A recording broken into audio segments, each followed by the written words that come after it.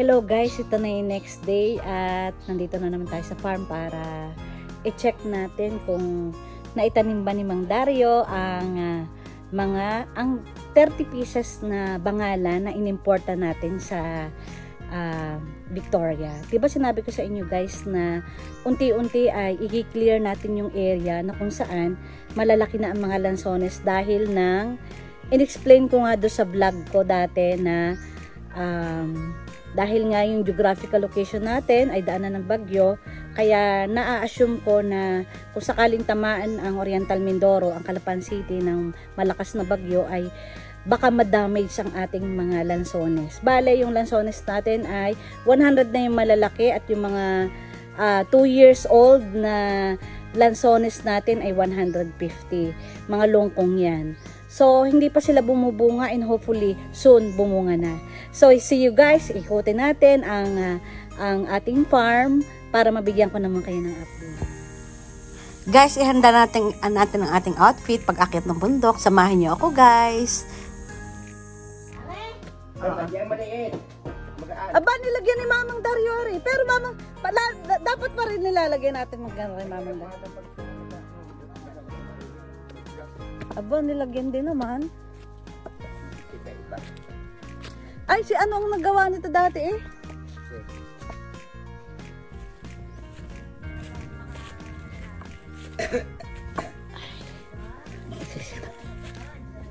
Wow. Diba? Malinis ka naman. Malinis na. Ito na naman umakit ako dito. Ito ay double rooted. Double rooted. Ito ang dugsong ano? Ito. Ang laki ah. Saan? May mga hukay na yan. Ang hukay lang niya bay tabi. Ah, nakapag-abono ko na dito. Ito mama, bakit nagkakaganari ring hindi na siya maarawan? Ha? Meron siyang ano, ang dahon. Yun din? Parang siyang may ano, dapulak ko. Eh kaya siya Dario lahat ng ng nakakalimlim. Hindi siya maisikatan ng araw. Kailangan ng araw ang ating lansones. Di nalagyan mo na ng abono. Sabay abono ha. May abono na ito. Ay pero yung iba doon. Wala pa yung pababa.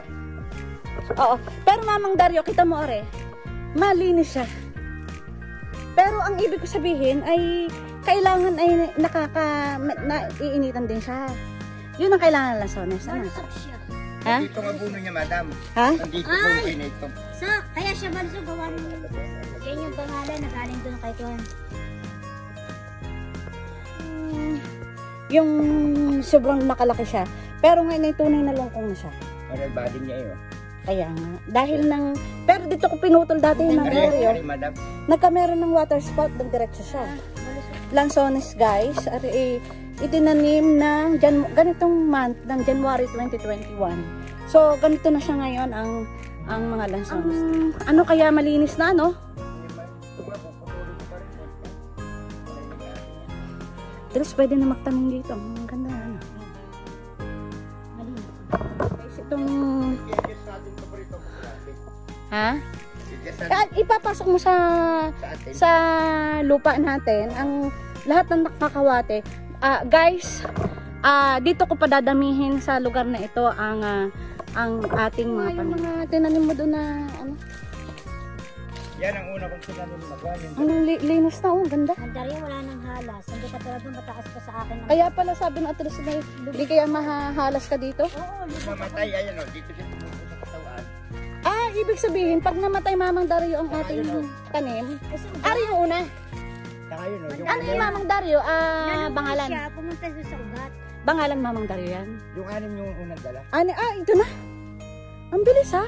Mapapadami natin yung dala kong yun. Ano? Yan o, may bunga na. Ayan yung mga dahon. Wow! Ang galing-galing naman na rin, Mamang Dario. I like this. Ito ang Mamang Dario ang ating padadamihin. Ito. Paano Mamang Dario yung mga suhi na rin? Tingin yung Mamang Dario ng... Ay, ilan na yan?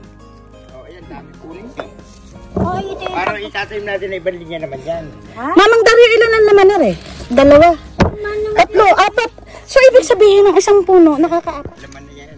Ano yan? Sabi sa Fernandez, Ah, maganda rin ito. Ito'y tanim ni Tapader. Hinuhukay natin. Ba? Wag na.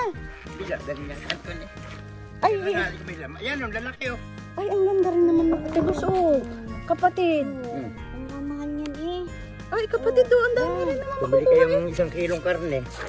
Ay, hindi. Pag magdadala Ay, ka na. ang dami rin pala kapatid na yan. Ay, imada, pag hindi hinukay, matubo na yan. Kagaling naman. Ate Liz, libre na din sa bundok. Masibol Eh, na. ano? Kaya kami ito nag-nag- Kaya sabi mo yung maharbat ka't maharbat. Harbat ba yung maharbat ako dito? Kagaling naman. Kaya kinaikakain yan eh. Sa yan. Abay, ang dami din eh. Yung isa, mga, ay, ano, yeah, sige, oh. Gusto ko. Mamang Dario, ba't ka bayat itong ating pangalan na to? Tataba pa, are? Ano pagka hinukay? Tapos, wala pa sa ano.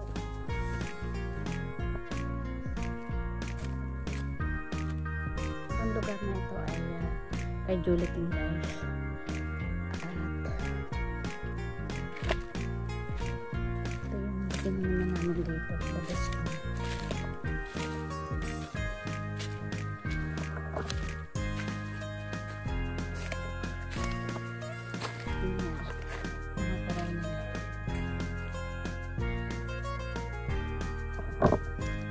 Hindi rin biro guys ang maintain ng farm na ito. Mas marami na uubos kong pera sa dito. Pero okay. Dar yung tira na ano na Wala yung yung ating lunghong double rooted. Yes. Mm. Ito yung mga una ko eh. Pwede na natin itong itanim. Bangalan din yan. Ay di pagka pwede nang kunin yan o pagka bumunga na. Ito madam, wala nang pinsa ito. Matumba na yun oh. Ay bakit ganyan ang Ay pagkakatanim niya? matandaan na siya, ilutang na siya. Ay ba't wala siyang bunga? Mabunga pa yan. Bili pa tayo ng isang suhi ay 30 pesos. So, ibig sabihin ko, Mamang Dario, ang isang bangalan ay sumusuhi siya ng marami ah. Pari patatlo. O, ay di, ibig ko sabihin kita Tanyo, mo. buhat mo. Oh, paapat na yun, 5. Ay, buhat mo Oh, siya Mamang dali. Dario yan. Yung mga suhuli yan. Ito.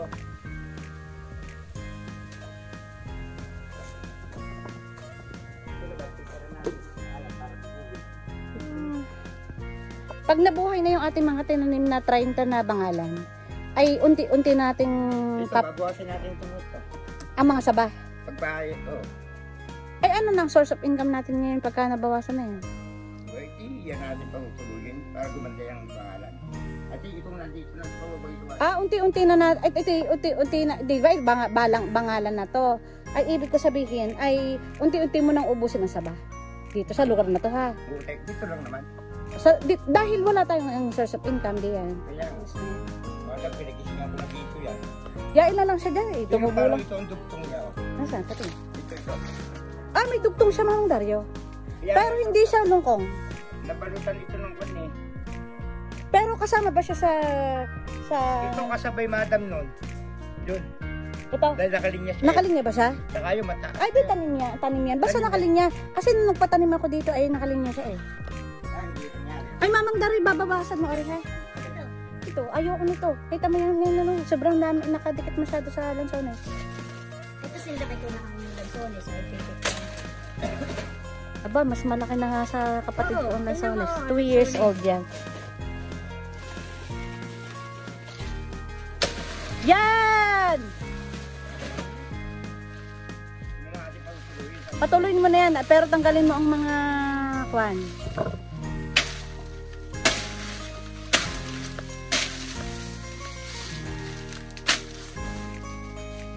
Yan. Aalagaan mo na, Mamang Dario, aring katulad na rin, oh. Ay, uubusin mo na yan. Malaki na siya, oh. Kita mo yung ligtas na yan kahit na wala na. Ang kailangan na niya direct sunlight. Ako dito, Mamang Dario, ng bangal. Aba, dyan sumuloy, ah. Ano yun, yung bago? Yung unang anim. Ay, yung unang anim. Mamang Dario, namamatay siya, pero dito siya tumutuloy. Sa pan. Hindi pala, Mahirap palang patayin ang saging, Mamang Dario. Hindi siya lumabas sa kanyang sisulan. Ay, kababata Mamang ito. Dario, pagka doon sa mga dahon na may mga small scale insect, ay liliwanagan mo siya. Kailangan direct sunlight siya.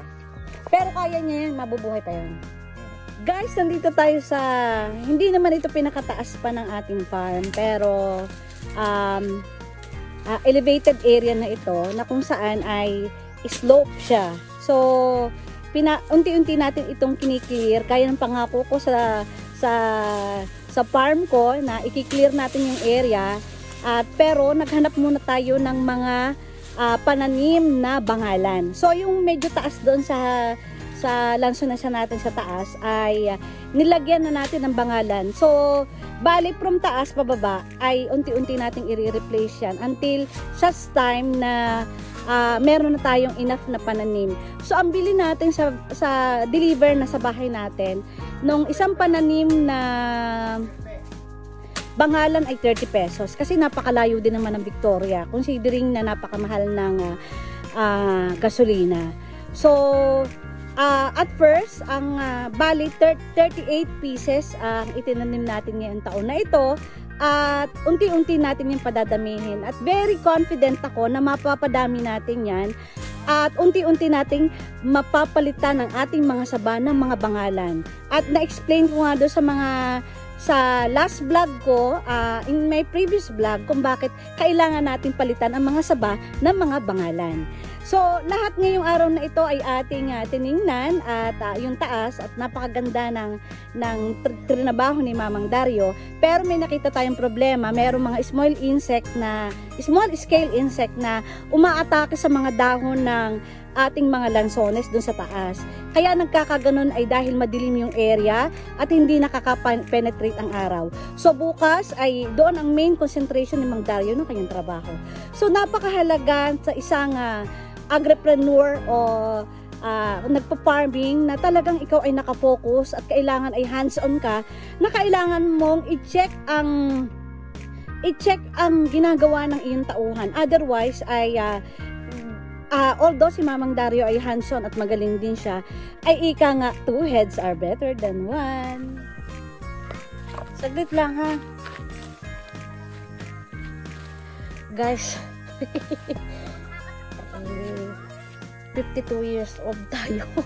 Pero nagagawa pa natin umakyat dito. So makikita nyo guys, ito masyadong mataas na itong ating lungkong lansones. 2 years old na siya. At lagi ko yung nilalagyan ng pataba, kaya ganyan siya kabagta. Anyhow, baba na tayo.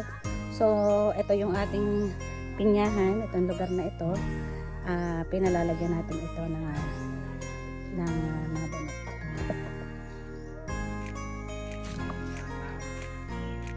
Mamang Dario, ara ikwan. Native ano?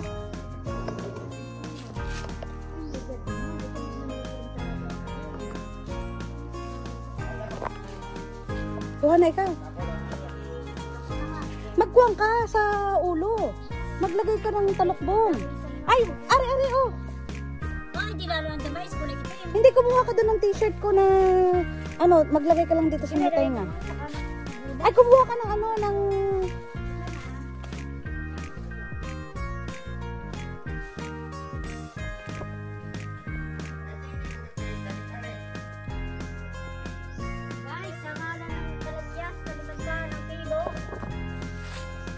hindi nabibili, hindi pa. Oh my God, i-vlog mo ako. Oh my God. Oh. Ang tataba. 500 pesos ang kilo. 500 pesos po ang kilo. Sa ngalan ng pagkamahal na kilo. Ito po, libre na po ito. Mabantay lang po.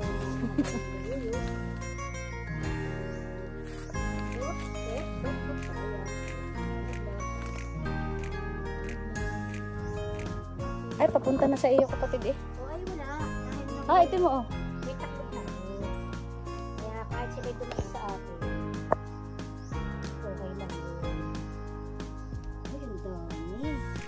Ay, God. Ang tataba niya, so.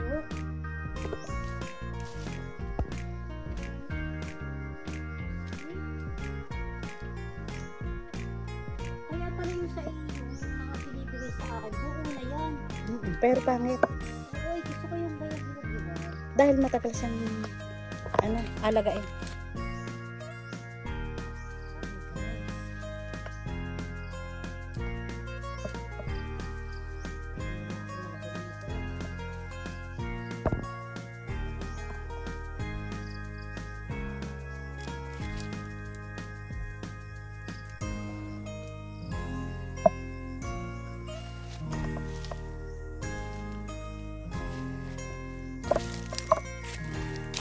Sige, itatanim ko lang yung dalawa.